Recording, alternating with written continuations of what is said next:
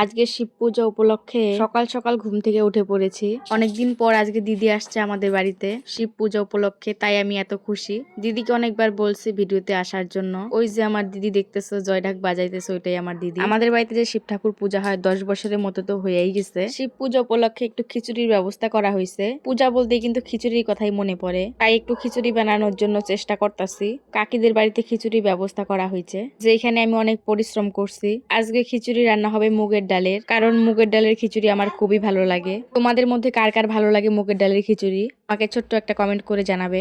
বান্ধবী আমাকে বাড়ি থেকে ডাইকা আনছে কাজ করার জন্য।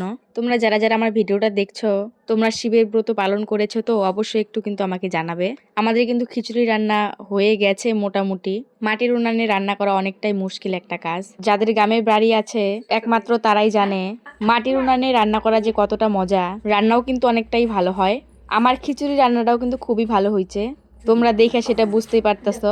এখন খাওয়ার সামনে নিয়ে বেশি কথা বলা যাব না, তাই আমিও খাওয়াটা শুরু করে দিলাম। তো মহাদেবের নাম নিয়ে খিচুড়িটা রান্না করা হয়েছে, তার জন্য এতটা টেস্ট হয়েছে।